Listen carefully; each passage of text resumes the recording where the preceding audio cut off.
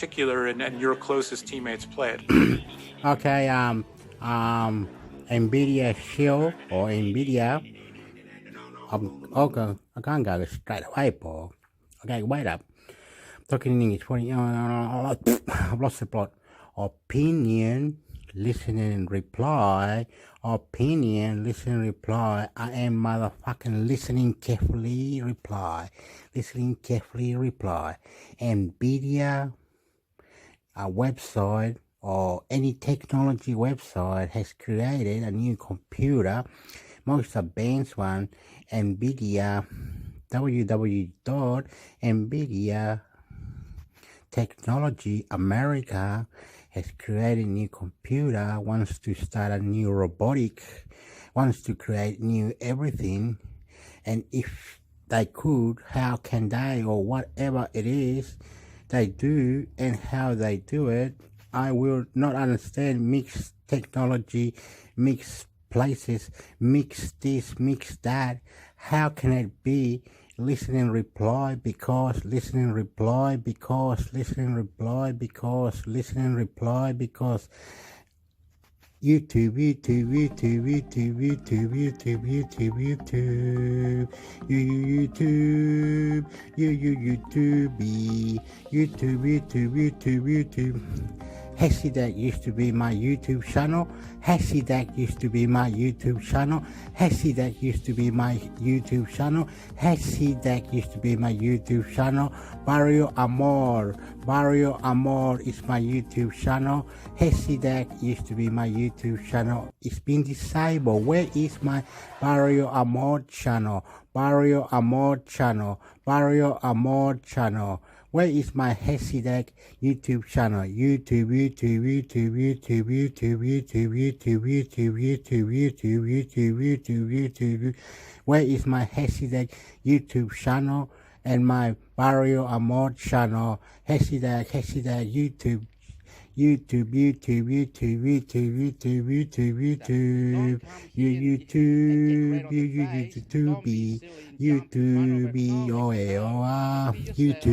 YouTube, YouTube, YouTube.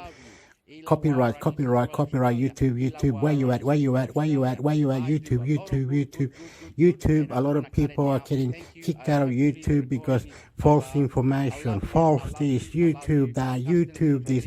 Opinions YouTube, reply YouTube, like YouTube, subscribe YouTube, Facebook copyright, Facebook this, Facebook that, Facebook this, Google. International Computer Network, fuck you, International Computer Network, freedom, technology. Listen and reply carefully. Opinion, motherfucker question. I love you.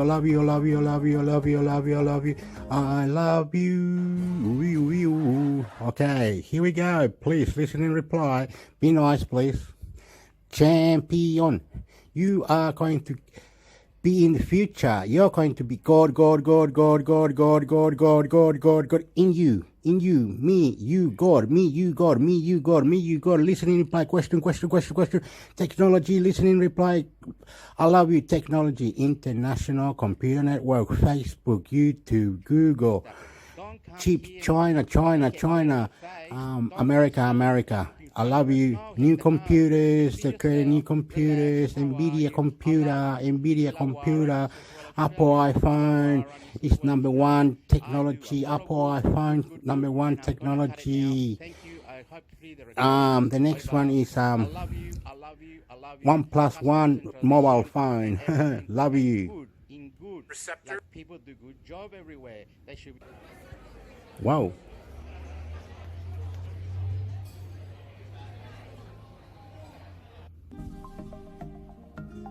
What's going on? What happened?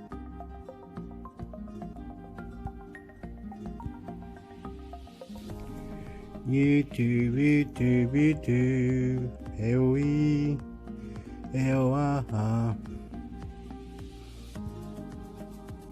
Something went wrong, he says. Something went wrong. What's went wrong? call it the robotic hand. I don't know if that's quite accurate, but the machine basically can then read those signals coming in, translated through your system, and then translate those signals into the appropriate motions, finger motions and other motions. Yes, that's correct. And then in addition to all that, you've also somehow engineered the system to be portable and power efficient enough that it can run on kind of a self-contained battery pack so that it's not really, there's no like bulky extra computer to be carrying. It's just all kind of built into the arm. Yes. So that's the whole idea. Which is just amazing. Were you working on systems like this and then, somehow came across this person, Sean, or were there kind of multiple things already in progress? Like, how did it get started? And then what was the role that, you in particular and your closest teammates played? So the work that we mainly working on actually started a long time ago. Since my undergrad study, I've been working on, I'm specialized in analog and mixed signal integrated circuit design. So I basically design a tiny neural interface chip that can allow, communicate between computer and the brain or peripheral nerve. And for a very long time, we developed a lot of neural interface chip that getting better and better in terms of performance. And we were looking for a way to utilize our chip to translate into some real application that can actually benefit the human. And about 3-4 years ago, like around 2017, we come across this challenge of neural amputees, and we find just the right kind of application that can utilize the technology that we have been working on for so many times. So, the challenge in neuroprosthesis is that there are many advanced prosthetic hands available today, but they have like individual actually finger and wrist. Each finger and the wrist can move and independently. Each one have a dedicated motor. However, there is no effective way that the actual amputees can utilize all of these degree of freedom. So most commercial systems that you see, on TV or on the internet actually only have 2 degrees of freedom, open and close. Okay. Yeah, and even when you see, when the hand moving like they open every individual finger, they are actually pre-programmed gesture. And then, this gesture, you can switch between different one with an app on your smartphone or your specific movement of your arm. And most importantly, this gesture and the control is not intuitive. I mean, when the amputee want to open and close the hand, right? They don't imagine doing it. They actually wiggle another muscle in the arm or shoulder, whichever available. And or some system even has a switch that embed in your shoe that you can click on and off. Yeah. Okay. So you see that's the problem. Yeah.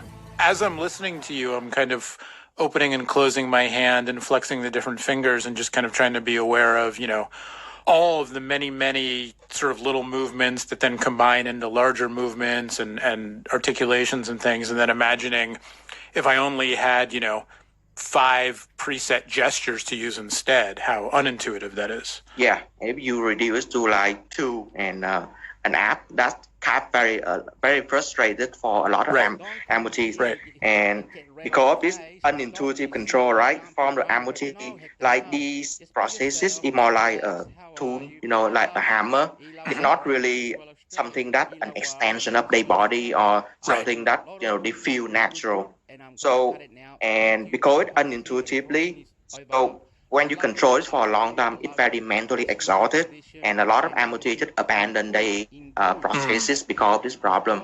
So in order to make the amputee move and feel just like a real hand, we have to establish a neural connection. Somehow the amputee have to move the finger and feel it just like a missing hand. Right. And this in 2015, DARPA, the research agency from the Department of Defense, proposed a program for haptic, stand for hand appropriation and touch interface. The aim is to do exactly this. They want to create a nerve interface that could allow prosthetic move and feel naturally. And because naturally dark, but they expect nothing less like the arm you see in from Luke Skywalker in Star Wars. Right. So that's where the story begins. Yeah. One of the recipients of this program is Dr. Edward Kiefer, a neuroscientist and CEO of Nerve Incorporated, a company in Dallas, Texas, and also he also one of the friend of mine and my advisor for a long time. So he received a fund to start a clinical trial to address this problem. Together with Dr. Jonathan Chen, a plastic surgeon from UC Southwestern, also in Dallas, they designed a microelectrode array that can implant into the patient nerve and then try to use record signal and deliver electrical stimulation through this device. So you can imagine like the patient will have each array have something like 10 electrode in theory. Each electrode like tiny into 30 micrometer. And the electrode wire actually coming out so penetrating the skin and coming out of the patient hand. Right. And then from there you can connect this wire into some neurorecorder, neurostimulator to do all kind of experiment, how messing around with nerve signal. Right. What does that look like? Like the signals coming out of, so the electrodes, the array is implanted in the patient's arm, and the leads come out, and you're getting electrical signals coming out of that. And I love the phrase, right? And then you need to mess around to figure out what to do with the electrical signals. Yeah. And so, without asking you to give away any secrets or whatnot, like, what's that process like? Yeah, that's a very good question. Actually, how to understand and interpret this kind of signal is kind of a huge challenge. Yes. So Dr. Kiefer and Dr. Chen themselves are neuroscientists, right? They know how to record data, but you look at that, visually look at that data.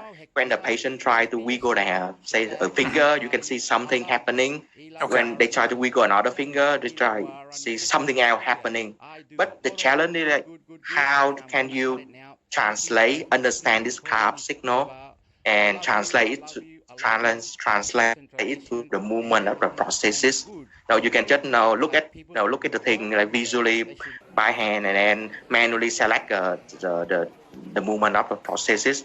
And also another problem with that, because they can only use commercial neurorecorder and neurostimulator, which are actually quite big, the size something like have a small laptop, right? And then the patient cannot really moving around, right? And it's not portable, yeah. And also some of the signal kind of have a very high noise level. I mean, you don't really differentiate between nerve signal and noise. They kind of mixing up together, and it make it the challenge even more difficult. So that's why when our lab come in around 2017, so our lab in the University of Minnesota, myself, my advisor, Dr. Z Yang, have been working on neurointerface and machine learning for a long time. So we know we have exactly the right kind of skill to address this problem. We first begin to replace the commercial system with our neurointerface chip, which is kind of the chip itself is like 3 by 3 millimeter in size. Okay, so it's small. Yeah, it's really tiny. So in theory, you can actually implant the chip inside the patient arm with the appropriate, shielding and packaging. But for the experiment purpose, we still plug it in the wiring outside, right? Okay. If you were to implant the chip, how would it get power? Yeah, it must be wireless power. Okay, right. So you have a chip implant inside the arm, but you also have to got some external piece that wirelessly beam power inside. To wirelessly power. Okay, right. And also take out the neural signal, also wireless.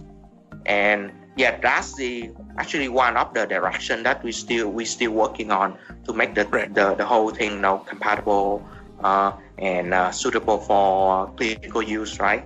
But for the time being, we use our neurointerface chip to record a lot of neural data, and not only the system is a lot smaller, maybe 1,000 times smaller than the commercial system, but we also have a better signal. We can clearly differentiate between nerve signal and noise, and can do a bunch of analysis like see neurospike and perform frequency analysis, and so on. So, the next development in comparative natural history, now we have a bunch of neural data, and we have a crowd truth, like we know roughly how the patient's supposed to move his finger. You can have a training section when you ask a patient to wiggle the thumb, for example, and then we record a bunch of neural signal associated with wiggling the thumb. Right. And there are another section, with neural signal associated with wiggling the index finger. And here is when the AI coming. So we have this very complex signal, and we have a prediction, and AI is just especially deep learning is just a perfect solution to read that kind of signal and then translate this into what the patient's supposed to move. So if you had multiple patients who you were working with and you asked them to wiggle their thumb, would the neurosignal coming from each patient's amputated arm, how different or similar are those signals from person to person? I would say it quite different. So each data set is specific for each person. Right. There is multiple reasons for that. Like, first of all, when you implant the electrode inside the nerve, right, it's actually very difficult to hit the exact right spot like every time. It must be incredibly hard, yeah. Yeah. So you have like 10 electrodes, and then it records from 1,000 or hundreds of thousands different nerve fiber. Right. So even like the electrode, when it implant, we are a little bit to the left or a little bit to the right, then the signal can be very different. Can change the signal, so right. That's a process that we cannot really control. Right. And second, a bigger picture, like, the nerve signal is a reflection of the control signal coming from your brain, right? So it would believe that, the way that the nerve signal from each person should be different from each other, even though we agree, like, it kind of a philosophy. Right. A problem, actually. Like when you and I see the same color, say red, for example, we all agree that the color is red, right? But the way that this information is processed inside our brain and eventually go into, say, our nerve fiber, optic nerve, for example, is completely different, and there's no way that we can prove that they are the same. Right. So is the deep learning useful for... Okay, I stopped it. I think they created a new arm, new legs, all artificial intelligent arms, electric legs, because people has lost their arm and their legs around the world, and disability. Say you're praying to God, and God is gonna return your head, your body. God. It's about God, right? God, think about it. God has to return you the baby. God has to return that person that died. God has to create something to kill this virus. God has to do this. God has to do that. Why is God not doing the technology that God needs to be done? Why are we slow on a technology? Say you're there sitting there and you're talking about the angel, and they're going to say, oh yeah, the archangel, 6666, the devil. What the fuck is wrong with you? Get fucked. No good. God is created because God is powerful, right? And there's many gods, right? Who knows? Who knows what goes out of space? China goes out of space. India goes out of space. America goes out of space.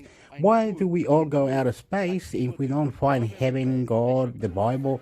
What is the truth of extraterrestrial and all these things that this Chinese bloke reckons he can create artificial arm, electric arm, and this, you lost your legs, you lost your this, you lost that. Where's God then? What the fuck's wrong with God? YouTube. Subscribe. I was meant to go here now. And I meant to oopala.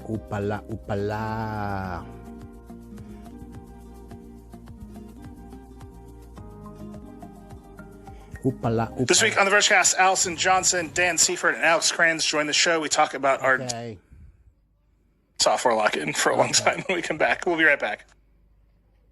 I've stopped it now.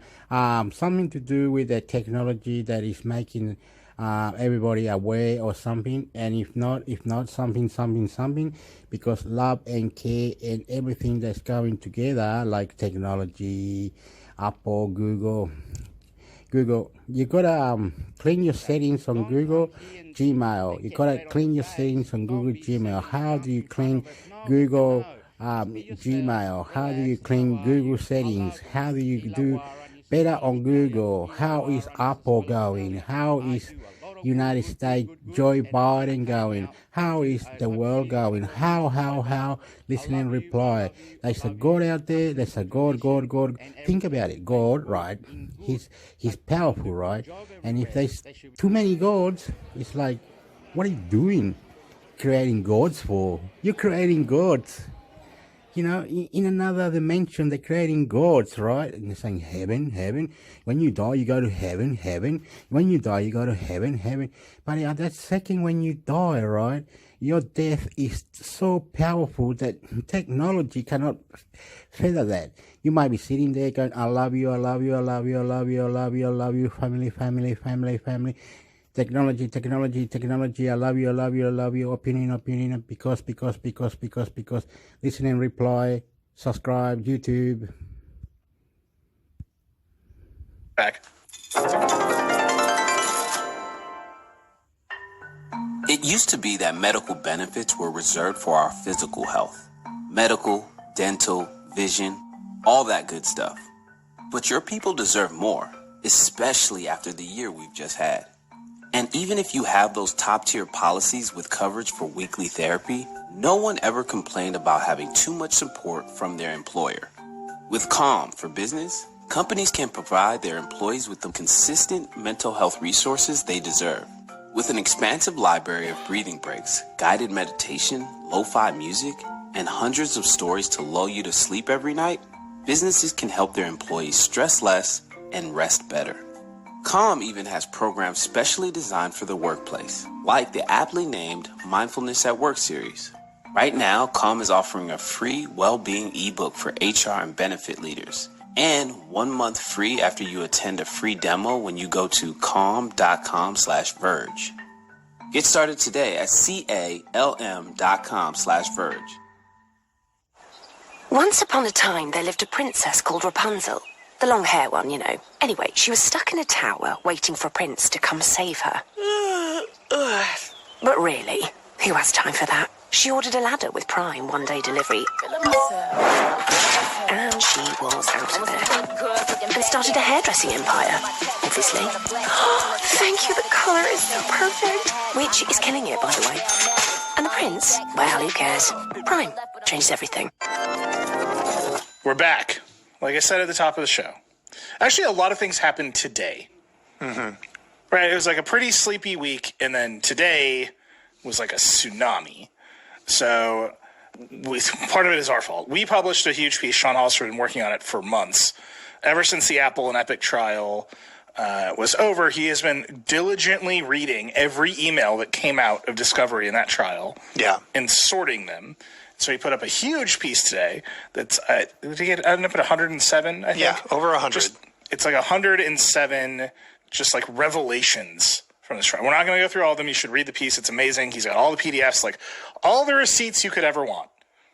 Like Sean's got a store. It's called the Receipt Store, and it's just receipts from Apple versus Epic. And just like a lot. Like Steve Jobs wanted to build an iPhone Nano. Mm-hmm. He had Johnny Ive present mock-ups at a conference. Steve Jobs, a brilliant man, did not learn the lesson about big, cheap screens.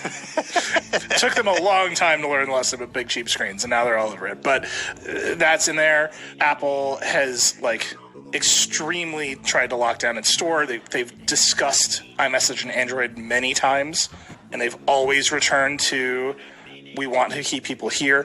They do gift cards in promotions. And we have emails proving it. They give gift cards during promotions because they want you to buy more apps and music and stuff from their stores because it makes it harder to switch. You knew this. I knew this. We all felt it.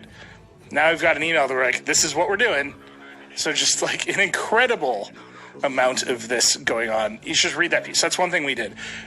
At the same time, I would remind you that Epic is also suing Google The case has just been burning in the background. And then today, the judge in that case ordered the complaints to be unredacted. Mm-hmm. So now we have a clearer picture of what's going on. It's like, I don't even want to say it. All right, I will say it. Part of the unredacted emails includes a program that Epic was complaining about inside Google called Project Hug. Okay, so there is this project. Still not going to say it.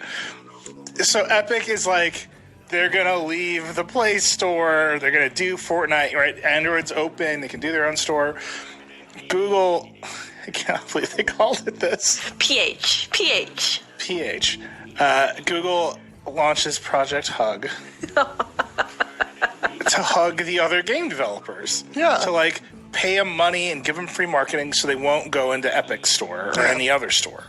Google's teams are worried. We've got in the complaint, they're worried that Epic's going to go arrange a deal with Samsung, other phone makers, get better splits on revenue, basically have their store preloaded with Fortnite, which they kind of did with Samsung for a minute there. Mm-hmm. So part of this game, this is a quote, it's hug developers close and show love plan. A surge plan to throw extra love/promotion at top developers and games, including other Tencent portfolio companies, because Tencent, big investor in Epic. Basically, this amounts to they spent hundreds of millions of dollars on secret deals with 20 developers. That, quote, they had deemed risk of falling to Epic's contagion. Contagion. Wow. This is all for a plan called Project Hug. Yeah. This gets very dramatic very quickly. So here's the thing that stood out to me. I mean, besides the name and whatever, that the amount of money that we're talking about here, it was hundreds of millions of dollars that they paid. We've always said, Microsoft, when it was trying to get app stores going for Windows Phone, just pay the money. And now we have a sense of how much money often gets doled out in these deals, these backroom deals. It's a lot. The other numbers that jumped out at me was the stuff that Google was apparently worried they lose. So they're from the Epic Game Store, and if other things start to just contagion spreads, it could be 350 million to 1.4 billion by 2022. And then if the dam breaks and there's a Samsung app store and an Amazon app store and all sorts of other app stores and everybody gets traction, they were worried they could lose anywhere from 1.1 billion to $6 billion, which is just a lot more money than you maybe were thinking of in terms of scale for the Play Store. Yeah. So notably, that this is just unredacted complaint. Nothing has actually happened in this case. They just took the blackouts of the complaint because the judge says the complaint should be unredacted. Google gave a statement to us, did not deny Project Hug exists. It's real, everybody. Google's statement: these programs are a sign of healthy competition between operating systems and app stores and benefit developers tremendously. This is true. It's true. If you just had two stores, if you had Target and Walmart compete ferociously to get the best products in their stores that compete on rates. Google also controls the operating system, and they make the deals with the number one vendor of phones in the ecosystem in this country. It's true, but it's also extremely a lie by omission, right? It's true that programs like this are a sign of competition. They're worried about competition. They're going to spend them. But if you're Samsung, right, you're also negotiating to merge your watch operating systems with Google's watch operating system. The layers of control across the entire ecosystem are massive for Google. And they've got a war chest of money that they're clearly just spending to provide all this extra promotion in their store. So it's competition. Is it fair competition? Is it meaningful competition? I don't know the answers to those questions. I would just point out they did not deny that it was called Project Hug. That's really my main takeaway from the story. Similarly... Well, and also to your second point, the next thing. Yeah, similarly, connected to that same kind of point, unredacted complaint reveals Google had a program called the Premier Device Program that gave Android phone makers a greater share of search revenue than they would ordinarily receive. Remember, they give Android away for free. They monetize it because people use Google apps and services. They see Google ads. They can give kickbacks to the phone makers on top of that. So in many ways, if you're an Android phone maker, Google's paying you to use Android. But in exchange for this higher rate of search revenue, they all agreed to ship their phones without any third-party app stores pre-installed. When I say it's like, yes, it's competition. It's like Google is working every angle it can to protect its premium status on your phone. And this is just one of those, man, it's icky, right? It's just like, Dieter, you and I have talked for years about like, every time we use one of these modern devices, like we know there's like some sequence of deals in the background. Yeah. That is preventing us from having like real choices. And this is, well, here is the deal. But is this also why, like, a lot of that bloatware that carriers used to just shove on your phone that you hated, is that why it's gone? I mean, that might be part of it. I mean, it's also gone just because we yelled a lot and we started buying phones that didn't have it. Like there is some effect of like consumers choosing the things that are good and rejecting the things that are bad. But the layers of sort of these, I call them kickbacks, compare the Premier Device Program, giving more search revenue to companies that only include one app store to, we had, was this like 2 years ago? There were a bunch of carrier deals got revealed in like France, and it was related to Google Play services and like requiring that you don't make non-Google versions of Android.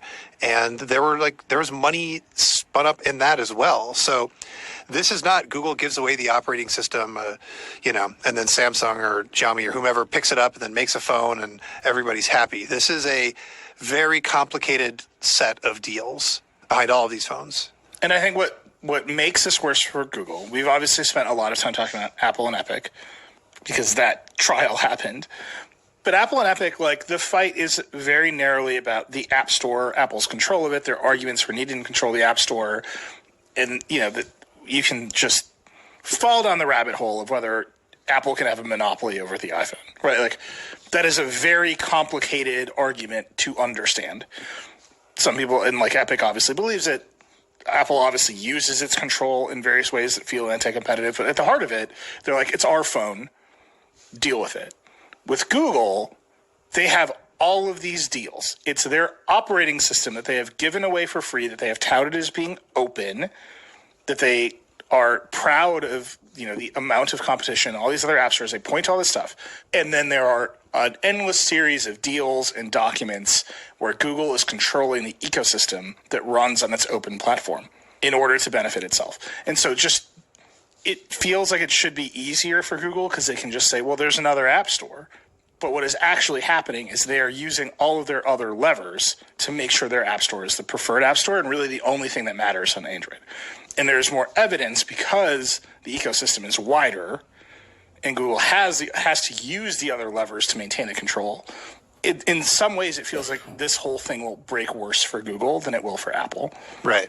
Or we will hear more about how Google does it. Whereas, Apple's emails are like, why would he do that? People would switch from the iPhone. And just rationally, this makes sense.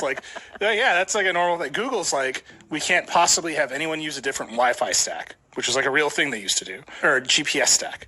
And then they put the boot down on Motorola. And this is like a lawsuit they've had. And we've gone through this with Google before. And the fact that they have to use the control, the fact that their control is influencing a bunch of partners means that it's very obvious when they exert the control. Whereas Phil Schiller sending Craig Federighi an email being like, that's a bad idea, does not feel like an exertion of control. Right. We'll see. I think that, like I said, I think this one's going to be a lot wackier. Last revelation from this also revealed that Google had a gigantic plan to counteract Epic by building its own gaming division that would indeed also ship games on the Mac, which is very funny to me. Finally, someone's going to break that one. They're going to figure it out. It's pretty good. I don't know. They also try to horse trade with Epic to get Fortnite on Stadia. Mm-hmm. And Epic was like, no. That's not a lot. Yeah, like I said, just a lot coming out of these two trials, a lot of emails, a lot of evidence that these companies are, in fact, trying to control your experience on the phone. Yeah. That brings us to Dieter's new segment. Our new weekly segment, I think it has to be weekly, that we call This Week in Lock-In.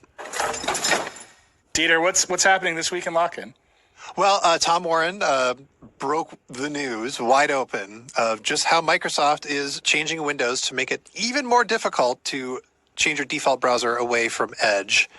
It's so petty. It's so normally you just you have a pop-up, you click the one you want, you're done, and then oh wait, I want to change it. You go into settings, you find wherever the default browser thing is in settings and whatever. But the way that Whoa, what happened? Whoa, that's naughty. Very naughty. He's doing this a lot, eh? He just cuts out whenever he wants to, my friend. It's really silly. Anyway, if he did cut out, he just went snap. Okay, don't worry about it. Okay, what they're trying to say is that they got new computers and everything, and IP addresses and everything going together, technology, right? You know you can get a third-party store. You know you can get anything now. If you put your mind together, you can get whatever you need. It's not funny. You know what I mean? You can get a third party on APK on your NVIDIA Shield. If you're smart enough, you can get anything you want on your NVIDIA Shield. You're right. Don't lie to me. You know. Anyway, what was I meant to do? Something about God, YouTube,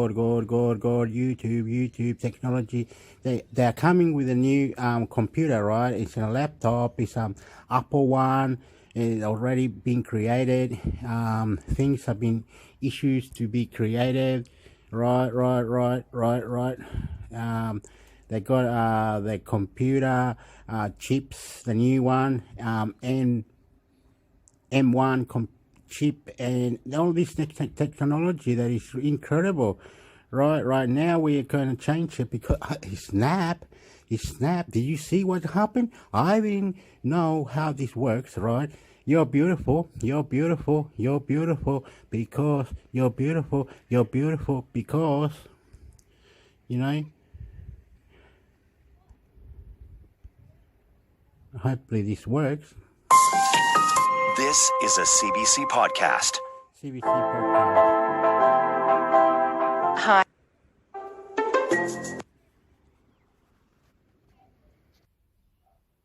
In the way that they were trying to define Aaron O'Toole before the Liberals or the NDP could define him.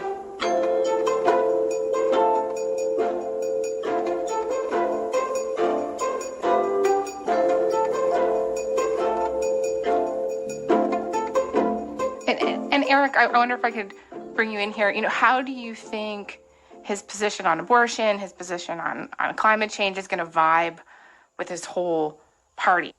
I think it is going to have some impact on how his own party supporters and members and donors feel about the party. The question is whether it's going to really have an impact on their vote.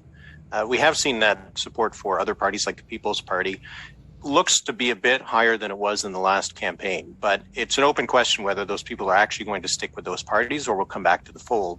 I think what Aaron O'Toole is doing here is he is trying to present himself as more of a progressive conservative, certainly not the candidate that he presented himself as during the Conservative leadership race last year.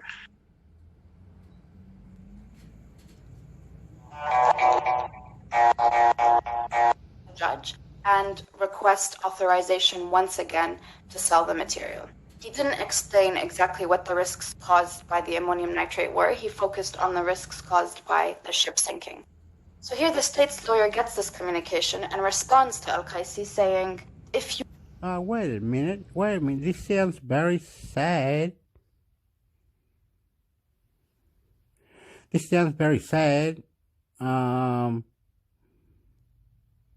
I don't understand it.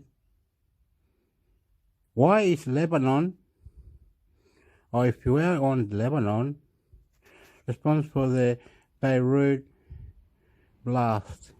Okay, doesn't matter. Why is Lebanon running out of money? The country Lebanon, what's going on there? Why are they running out of money? Why is Venezuela? I don't know. That's not going to talk about. I'm just going to talk about Lebanon, right? But why is Venezuela as well, or other countries, are running out of money?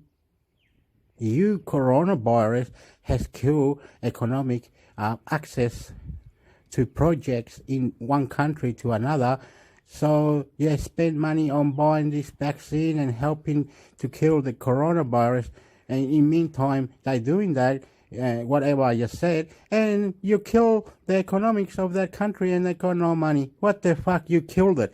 This is gonna go for an hour now. I'm really, really sad. I'm about to cry for planet Earth, on angels and God, angels and God, angels and God, angels and God. Why are we all dying, and why are we all have to believe that with death is very close to us? Why economic collapse? Why our countries are not having the capacity to have money to buy food, to buy a house, to live, to love? No, you killed it, China. Thanks, China, for coronavirus. YouTube, Facebook, Google. My God. China, you have many countries now. They cannot do what they wanted because you made them all broke. You broke them. You killed them. They got no money. Singapore should be powerful. Philippines should be beautiful. Sweden, Denmark, Lebanon, Israel, please don't kill each other. I love you, please. If you had proper... Again, he wants to snap, eh? He just doesn't want to stop, eh? Snap, and it just keeps snapping, eh? He snap. Oh my God. Please, be nice. Come on. You were just playing it, please.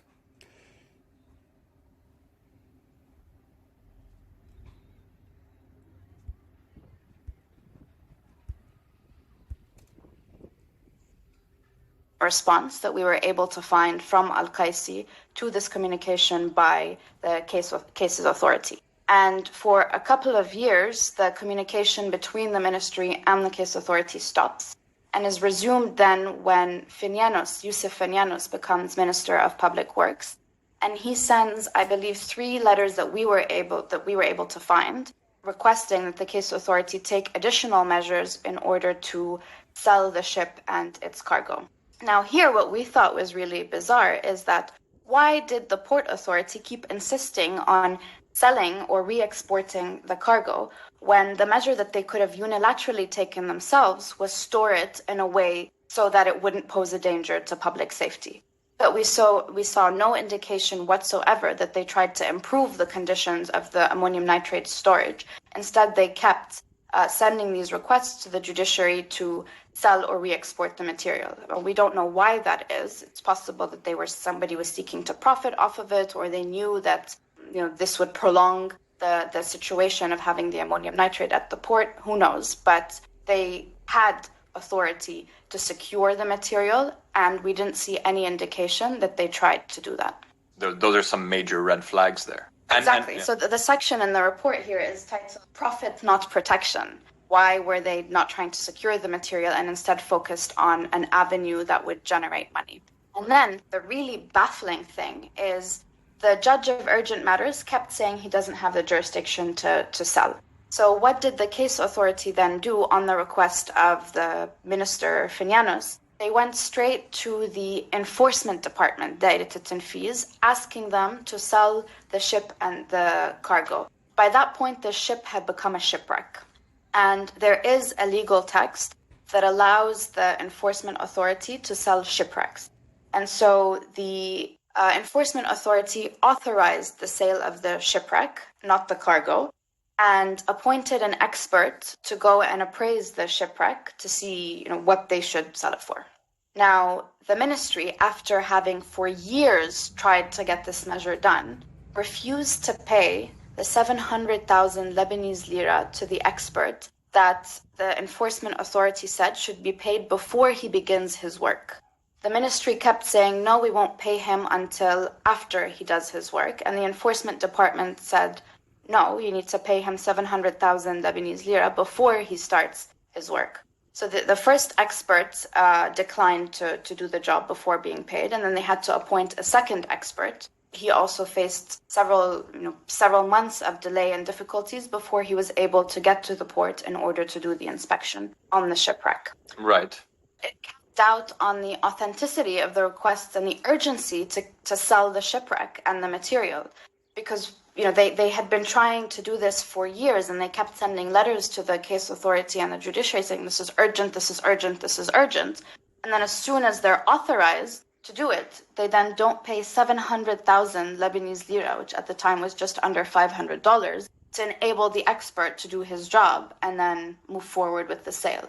Yeah, the question for me here is, like, does this speak, though, to anything nefarious, or does this just, like, bureaucratic incompetence? And this is a sort of unknowable question, right? Exactly. We're not able to attribute intent, but all of the evidence taken together really raises a lot of red flags and questions around what the intention of the ministry was. Right. And so here we've kind of gone through the public works ministry aspect of this. Where does the finance ministry come in, and the Lebanese army as well? I mean, we're now several years later. So the finance ministry is the ministry responsible for overseeing the customs administration. And the customs administration is responsible for goods coming into the country. We, through evidence, through documentation, can see that high-level customs officials were warned repeatedly about the dangers posed by the ammonium nitrate. The first warning that they received was from Colonel Joseph Scaff in February of 2014, while the ammonium nitrate was still on the ship. So he said in a letter to various high-level customs officials that this ship was carrying ammonium nitrate. Ammonium nitrate was very dangerous and potentially explosive, and so the ship should be moved back from Beirut's port onto the breakwater so as to protect the public. The ship and the material on it should be placed under the supervision of the security entities at the port.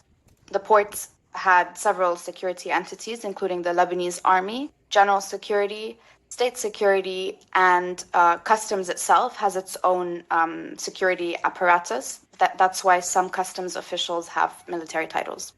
So he gave this warning. In response, there was an internal investigation launched by some customs officials into why ammonium nitrate wasn't declared on a shipping document called the Unified List.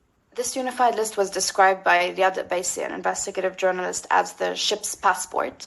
It should list on it goods that are being transported by the ship, including goods that are prohibited or monopolized, so that the security agencies can then conduct additional scrutiny on these goods.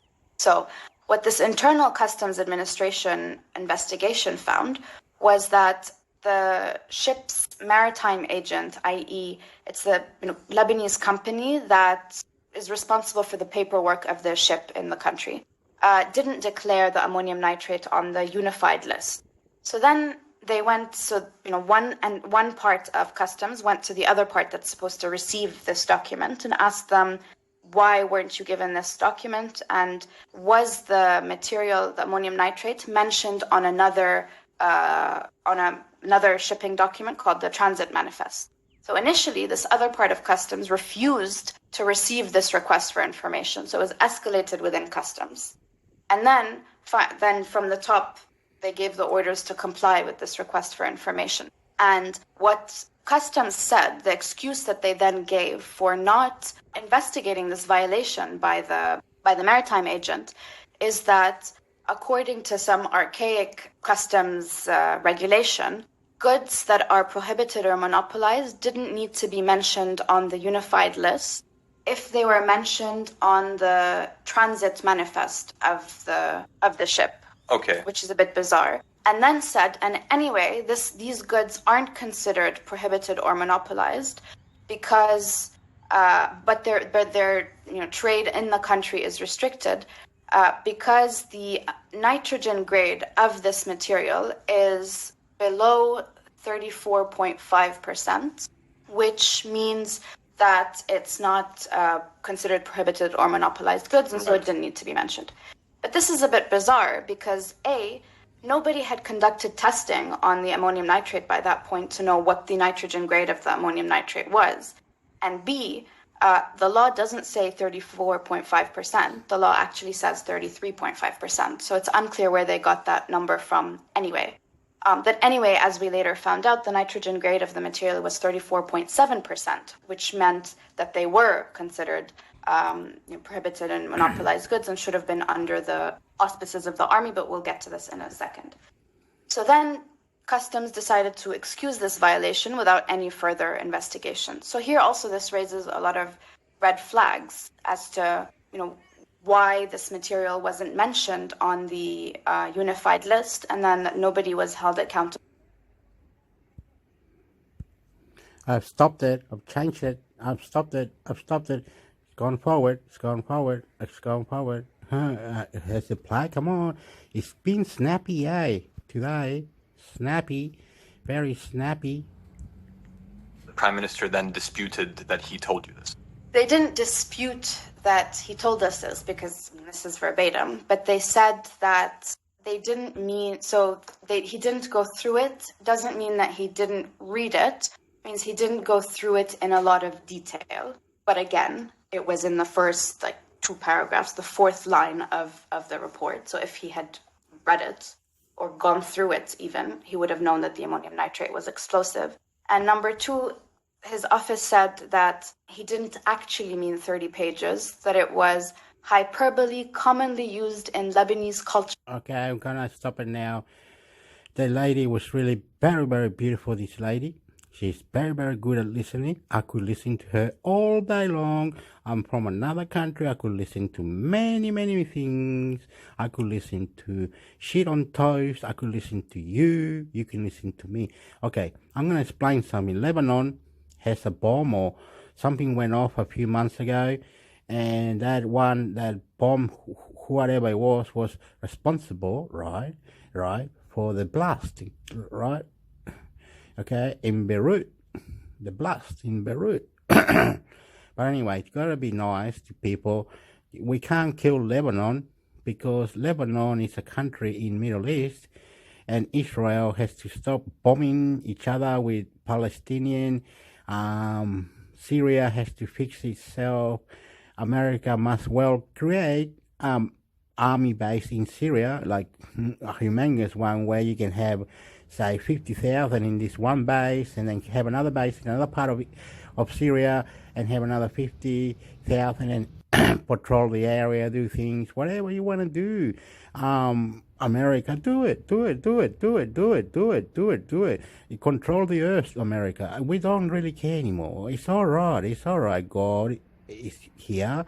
God is there. God is everywhere, right? Lebanon needs money, and people are protesting, and if they cry like Venezuela, Colombia, Chile, all this technology, God, economics, money, all going down there, hill hole, fuck, toilet, the country is getting collapsed because this coronavirus has taken away all these stupid things, and there is not enough money. Some country will have to now have Bitcoin to be the currency of the country. Bitcoin will be the currency of the country. Technology is going to go forward with new technology, new power, new things. Joe Biden is very busy person. YouTube is busy. Facebook is busy. Everybody is busy. I am sorry. I love you. I have to go now. And this thing that there was a bomb or 1 year of who's responsible for the Beirut blast, right, in Lebanon. No one is responsible. Everybody has discipline, economic collapse, and the people are crying. No food, no clothes, no nothing. Must protest. Lebanon. Very bad. Syria. Look at Afghanistan. 20 years there. Cowards. Why don't they have like scientists in one place and create a vaccine? Have things in one area where technology can be created all together, one and all. Why do we have to have China, America, India all going out of space? And technology is technology.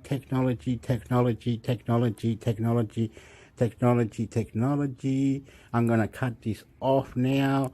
I'm going to say that someone's guilty. Okay, a sexy lady likes a sexy man. And you there are beautiful. You're a champion. Don't give up. You're beautiful. You smile, we'll smile, listen and reply. Beautiful people, beautiful. If you ever get to my YouTube channel, if you do, you will appreciate all these things. You will say, this guy is beautiful. This guy is crying for Lebanon. This guy is Chilean and loves Americano. Viva Joe Biden. Viva YouTube. Allah. Hamale. Oh, sexy and you know it. Don't cry with me. God. Subscribe. God. Subscribe. Sexy ladies. I love you. Please listen and reply, please. Be nice. Thank you. I love you. Particular